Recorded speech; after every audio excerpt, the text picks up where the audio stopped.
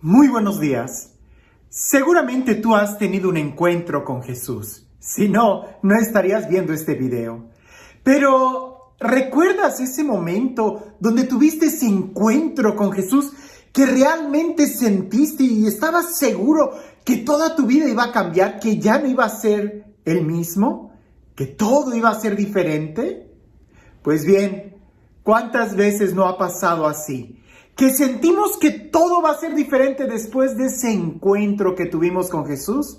Y resulta que a los pocos días, semanas o quizás meses, nos damos cuenta que ya volvemos a tener la misma vida de antes. Ahora con el plus de que conocemos a Jesús, pero parece que todo sigue igual.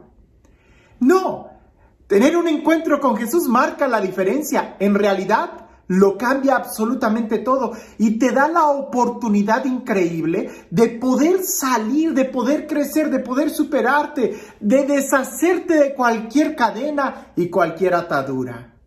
Lo importante es hacer de ese encuentro una experiencia real y no solamente emocional.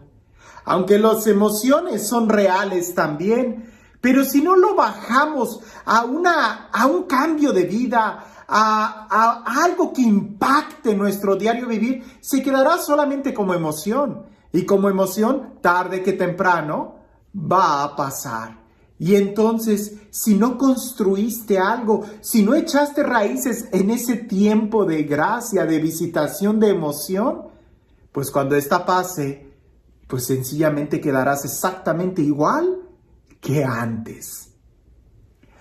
Cuando a mí me preguntan después de un retiro, Padre, ¿es real lo que viví? Padre, ¿lo que siento es real?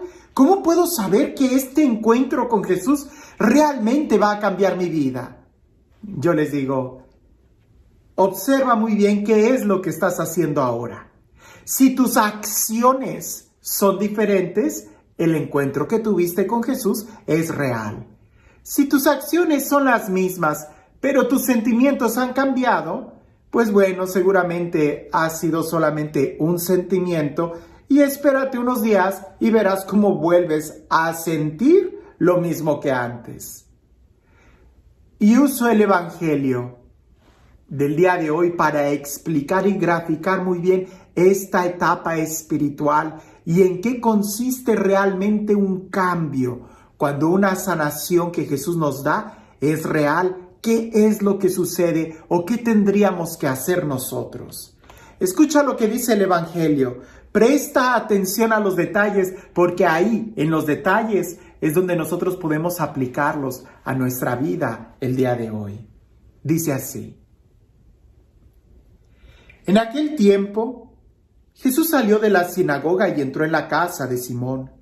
La suegra de Simón estaba con fiebre muy alta y le pidieron a Jesús que hiciera algo por ella. Jesús, de pie junto a ella, mandó con energía a la fiebre y la fiebre desapareció. Ella se levantó enseguida y se puso a servirles. Al meterse el sol, todos los que tenían enfermos se los llevaron a Jesús y él, imponiendo las manos sobre cada uno, los fue curando de sus enfermedades. De muchos de ellos salían también demonios que gritaban, «Tú eres el Hijo de Dios». Pero él les ordenaba enérgicamente que se callaran, porque sabían que él era el Mesías. Al día siguiente se fue a un lugar solitario y la gente lo andaba buscando. Cuando lo encontraron, quisieron retenerlo para que no se alejara de ellos, pero él les dijo, también tengo que anunciarles el reino de Dios a las otras ciudades, pues para eso he sido enviado, y se fue a predicar a las sinagogas de Judea. Muchos detalles en este texto. Primero, nos habla muy claramente de que Jesús sale de predicar de la sinagoga. Podemos pensar que esto es continuación inmediata del texto cuando Jesús predica en la sinagoga, que expulsa algún demonio o que haya algún encuentro, pero sale de la sinagoga. como cuando nosotros salimos de misa y nos vamos a comer a la casa de la suegra, a la casa de la abuela, a la casa de los papás. Bueno, ellos van a la casa de Simón Pedro, donde su suegra, la suegra de Simón, está con fiebre. Y le piden que la sane. No voy a repetir otra vez el texto. Lo interesante es que Jesús se acerca, manda la fiebre, así como cuando Jesús se acercó a nosotros y pronunció su palabra con fuerza, con energía. Y en ese momento la fiebre que teníamos, el dolor que teníamos, la angustia que teníamos, el pecado que teníamos, la carga de conciencia, el odio, el rencor, el egoísmo, la apatía, la tristeza, la amargura, todo eso sale de nosotros. Puede ser algo muy sensible como la fiebre, puede ser una emoción. Puede ser algo que lo sentimos la fuerza de la palabra de Jesús cuando Él llega a nosotros. Lo sentimos, la fiebre desaparece. Pero, ¿qué es lo que haces enseguida? Si te vas a seguir quedando en la cama, no dudes que la fiebre vaya a regresar. Si vas a seguir atado a los vicios, no dudes que las cadenas vayan a regresar. Si no eres capaz de cambiar, de perdonar, de reconocer tu error, no dudes que el odio, que el rencor vaya a regresar a ti. La suegra lo que hizo fue, se levantó. Y eso habla de una conversión, levantarse, dejar la caída, dejar la situación de pecado, dejar esa situación apática, de tristeza, de estancamiento. Hay que levantarnos. San Pablo también va a decir en alguna de sus cartas, levántate tú que duermes, levántate de entre los muertos y te iluminará Cristo. Es una orden y es una actitud, una acción concreta. Lo demás podemos medirlo como emoción, como sentimiento. Sentimos que la fiebre desapareció. Sentimos que el dolor, la pena, la angustia, la tristeza, el rencor desaparecieron. Se salieron de nosotros. Pero si te quedas en la cama, van a volver. En cambio, si te pones de pie, ya no regresan. Ahora, se puso de pie, se levantó enseguida, dice el texto, y se puso a servirles. Y ahí está la clave del cambio de vida. Levantarse implica la conversión, dejar el pecado, y ponerse a servir implica el amar. Es un acto de amor. No es suficiente con que dejes las drogas, no es suficiente con que dejes el chisme, no es suficiente con que dejes de criticar, con que dejes el adulterio, qué sé yo. No es suficiente.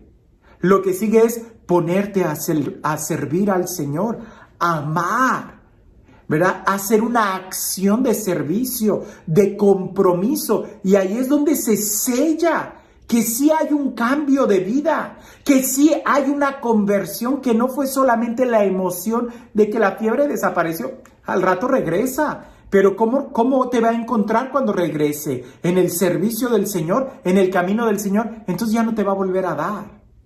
Ahora, esto es interesante, que le trajeron muchos enfermos, y Jesús fue muy personal con cada uno de ellos, así como lo fue contigo y conmigo. Ahora, al día siguiente, cuando Jesús se retira, la gente trata de retener a Jesús. Eso no se puede.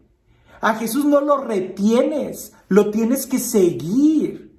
Porque Jesús es alguien que va de pueblo a pueblo. Jesús es un peregrino. Jesús es el que nos dice a nosotros, sígueme. No trates de retener a Jesús porque eso significa perderlo.